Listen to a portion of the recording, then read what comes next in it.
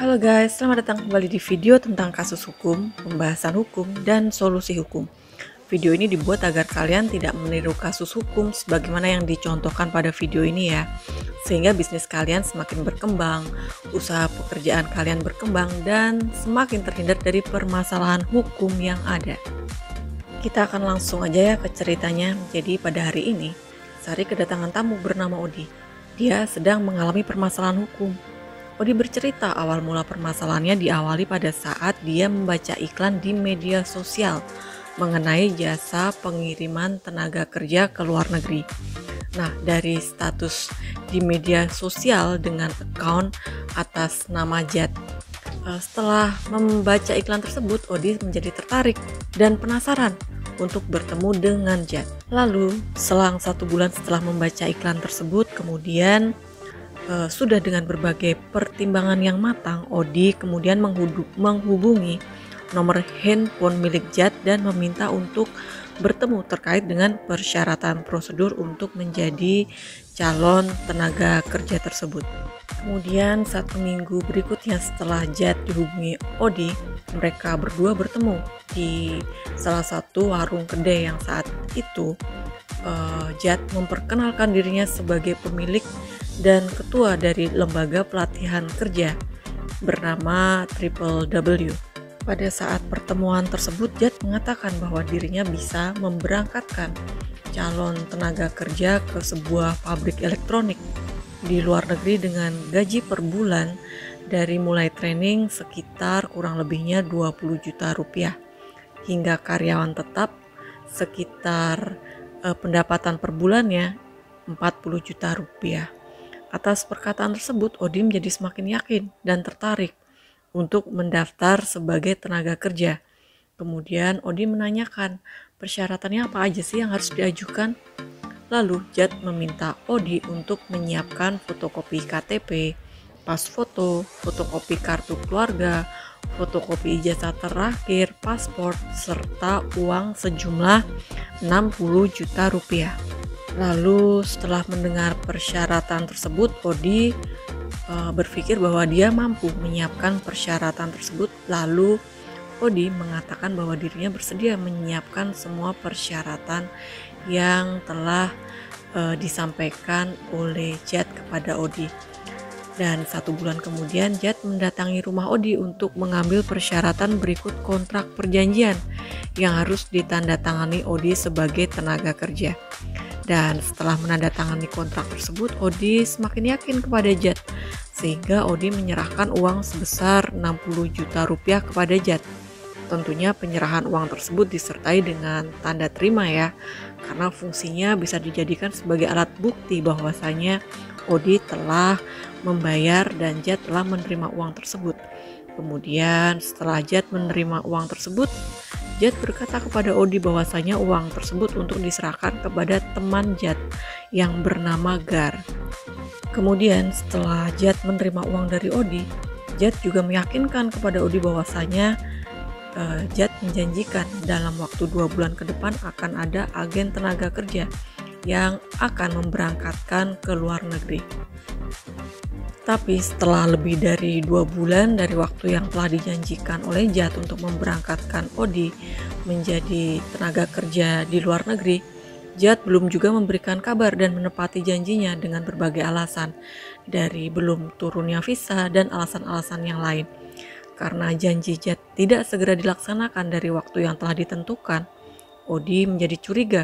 Kemudian Odi mencari informasi di lembaga pelatihan kerja Triple W dan didapatkan informasi bahwasanya Jad dan rekannya Gar tidak bekerja di lembaga pelatihan kerja tersebut. Dan akibat dari perbuatan Jad dan rekannya tersebut, maka Odi menderita kerugian kurang lebihnya 60 juta rupiah.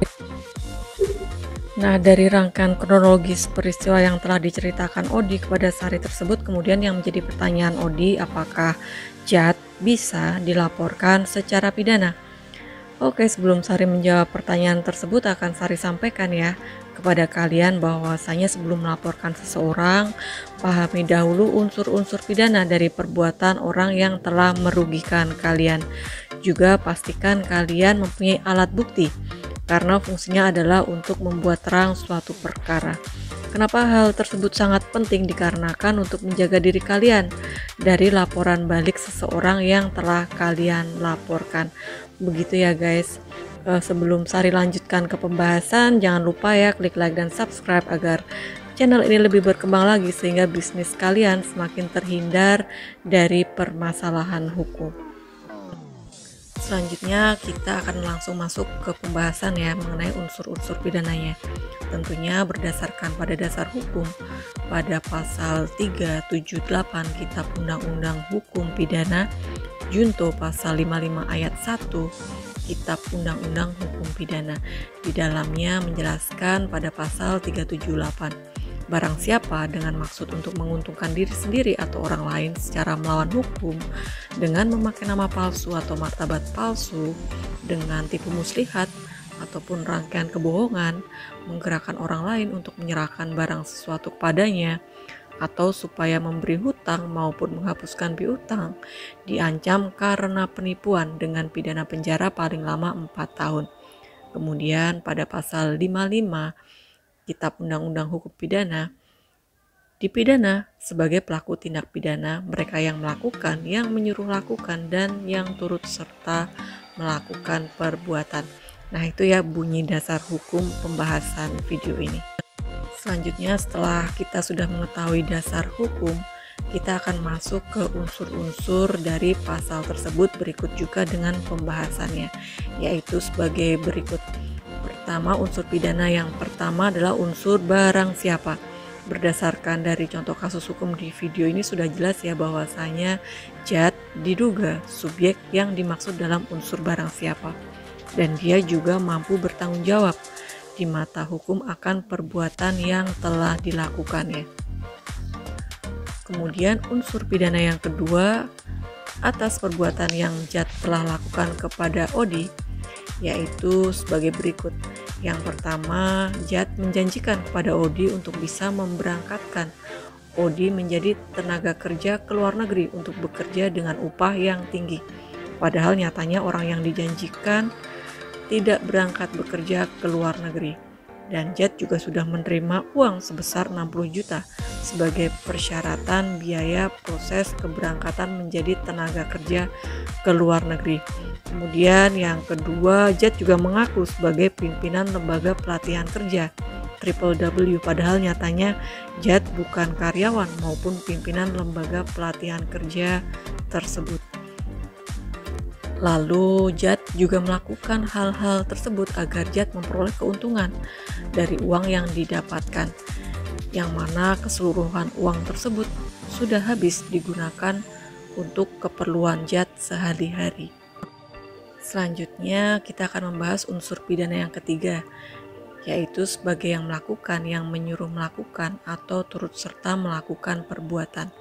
Nah, jika melihat kronologi kasus, Jad telah menerima uang sebesar 60 juta rupiah dari Odi yang dibuktikan dari kwitansi penerimaan uang, dan dasar dari fakta yang ditemukan, Jad melakukannya tidak sendirian akan tetapi bekerja sama dengan temannya yang bernama Gar. Jad melakukan perbuatan tersebut tidak sendiri. Jad melakukan tipu muslihat dan serangkaian kebohongan untuk mencari orang yang mau bekerja ke luar negeri dengan membayar biaya proses keberangkatan sebesar 60 juta rupiah. Oke guys, begitu ya kurang lebihnya gambaran permasalahan yang dialami Odi. Pada intinya, hati-hati kalian sebelum berbisnis. Periksa dengan baik sebelum menyerahkan uang. Pelajari rekan bisnis kalian karena jangan sampai masalah yang Odi alami terjadi pada kehidupan kalian. Dan untuk kalian yang ingin melengkapi dasar hukum dan penjelasan, silahkan di kolom komen ya, karena video ini bukan untuk diperdebatkan, akan tetapi memberikan gambaran kepada kalian mengenai kemungkinan permasalahan hukum yang bisa saja terjadi pada hidup kalian. Begitu ya guys, sampai ketemu di kasus hukum Sari selanjutnya. See ya.